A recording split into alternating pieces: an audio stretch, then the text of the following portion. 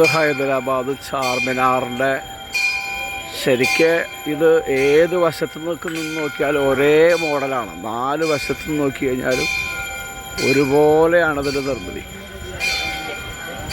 ഇത് രാവിലത്തെ ദൃശ്യമാണ്. രാവിലെ തന്നെ അത്യാവശ്യം ക്രൗഡുണ്ട്. ഇപ്പോൾ പല കടകളും ഇപ്പോഴും തുറന്നിട്ടില്ല. വൈകുന്നേരമാണ് ഇവിടെ ഭയങ്കര ക്രൗഡ് വരിക. ഭയങ്കര ക്രൗഡായിരിക്കും. ഇപ്പോൾ ഈ മൂടി വെച്ചിട്ടുള്ള കടകളൊക്കെ വൈകുന്നേരം ആകുമ്പോഴത്തേനും തുറന്ന് ഭയങ്കര തിരക്കായിരിക്കും. നമുക്ക് ചിന്തിക്കാൻ പോലും പറ്റാത്ത തിരക്കാണ് ഇവിടെ. ഇതിൻ്റെ മുകളിലേക്ക് കയറണമെന്നുണ്ടെങ്കിൽ 20 രൂപയാണ് ഒരാൾക്ക് എൻട്രി ഫീസ്. ഇതിൻ്റെ മുകളിലേക്ക് കയറാനായിട്ട് അത്ര എളുപ്പമല്ല. അത് ഈ സ്പൈറൽ ടൈപ്പ് ഗോവണിയാണ്. ഈ മിനാരത്തിൻ്റെ സെൻട്രൽ കൂടെ ഇങ്ങനെ കറങ്ങി തിരിഞ്ഞു പോകുന്ന ഗോവണിയാണ്.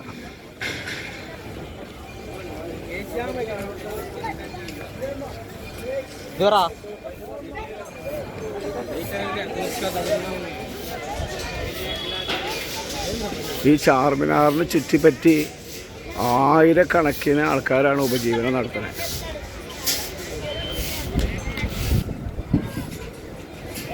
വഴിയോര കച്ചവടക്കാരും നടന്ന് വിൽപ്പന ചെയ്യുന്ന ആൾക്കാരും ഒക്കെ.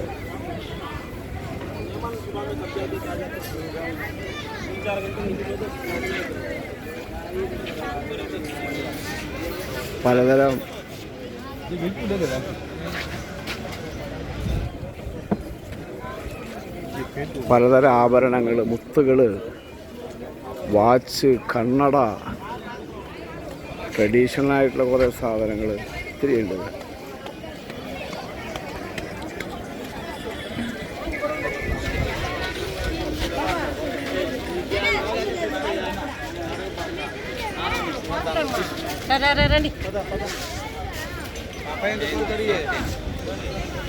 ഒരു ദിവസം ഇവിടെ ലക്ഷക്കണക്കിന് സന്ദർശകരാണ് വരുന്നത്.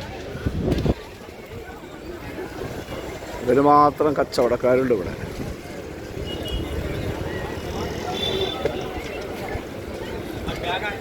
ഈ ചാർമിനാറിൻ്റെ 4 വശത്തേക്ക് വഴികളുണ്ട്. ഇത് ഒരു വശത്തു നിന്നുള്ള വ്യൂ ആണ്. ഇതുപോലെ തന്നെയാണ് 4 വശത്തുനിന്ന് നോക്കി കഴിഞ്ഞാലും.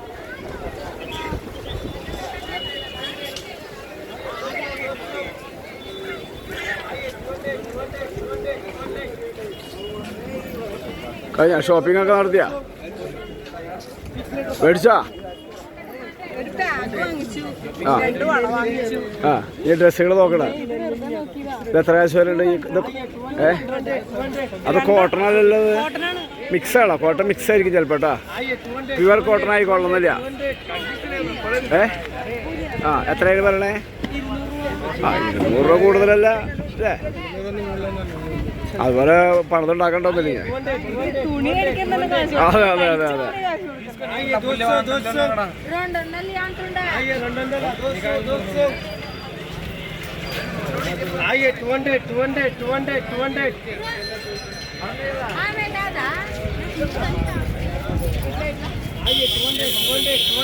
ഒരു 11:45 വരെ നിമ്ര ഹോട്ടലില്ലേ, അവിടെ വരാനാ പറഞ്ഞത്. ഓക്കെ.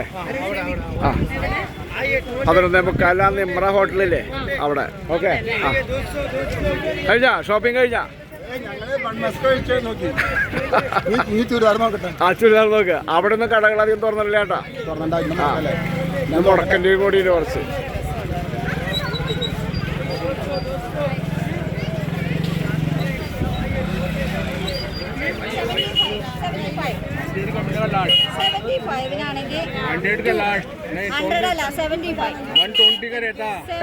അല്ല 75 നിങ്ങൾ എത്ര എണ്ണം മേടിക്കും? 2 എണ്ണം പോരാ? തൊപ്പി മേടിച്ചാ? എത്ര കാശ് കൊടുത്തു? ആ 150 രൂപ പറഞ്ഞവര് അല്ലേ? ആ 150 രൂപ പറഞ്ഞ തൊപ്പി ഒരേപോലത്തെ 7 എണ്ണം മേടിച്ചപ്പോൾ 100 രൂപയ്ക്ക് കിട്ടി. ഇത് കൂടുതൽ നമ്പർ മേടിച്ച കാശ് കുറച്ച് തരാണ്.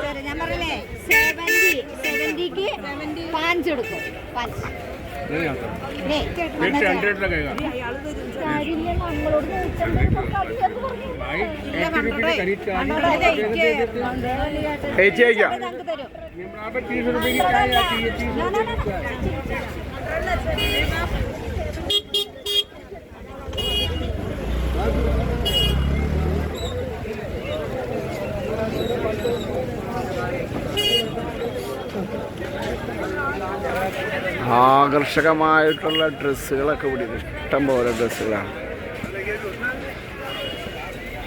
ഇതൊരു പക്ഷേ നമ്മുടെ ഇതുപോലത്തെയൊക്കെ നമ്മളുടെ നാട്ടിലത് കിട്ടുമായിരിക്കും. എറണാകുളത്തോ അതല്ലെങ്കിൽ അതുപോലെ ഹോൾസെയിലായി കിട്ടുന്ന സ്ഥലങ്ങളിലൊക്കെ റേറ്റിന് കിട്ടുമായിരിക്കും. വായിച്ചാ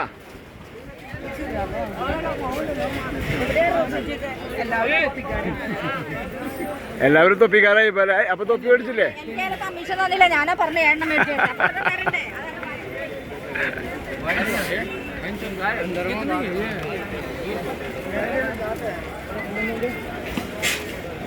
നിങ്ങൾ എവിടുന്ന് വരുന്നേ?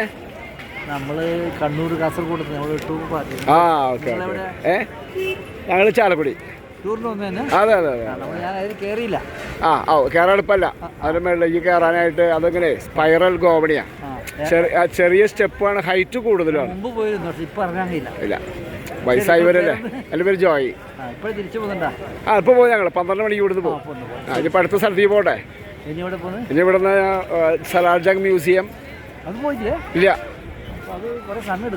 അത് നമ്മളിപ്പോ നിങ്ങൾ ഇവിടെ ഉണ്ടായിരുന്നില്ലേ, ബിർള മന്ദിർ ഉണ്ടായില്ലേ? ഞങ്ങൾ അവിടെ കണ്ടിരുന്നു നിങ്ങളെ. യാത്ര പോകുന്നുണ്ടല്ലേ? അതെ അതെ അതെ. Okay okay, thank you. അവർ കണ്ണൂർ കാസർഗോഡ് നിന്ന് വന്നുള്ളൊരു ഗ്രൂപ്പാണ് അവർ.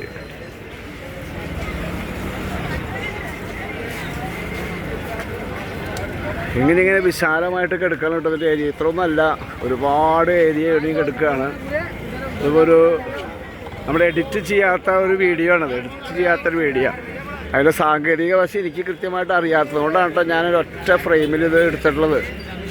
ഇത് എഡിറ്റ് ചെയ്യാണെന്നുണ്ടെങ്കിൽ കുറേ എഡിറ്റ് ചെയ്ത് കളഞ്ഞിട്ട് ഇതിൻ്റെ കാര്യങ്ങളൊക്കെ കുറച്ചുകൂടെ ഷോർട്ടായിട്ട് കാണിക്കാൻ പറ്റും.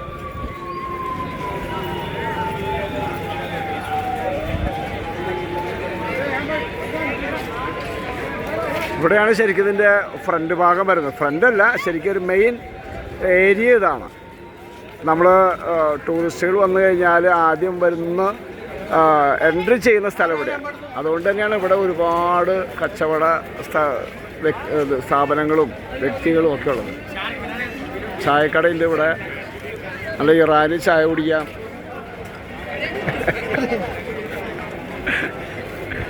അവിടെ കടകളൊന്നും തുറന്നില്ല, എല്ലാ കട ഓപ്പണല്ലേ.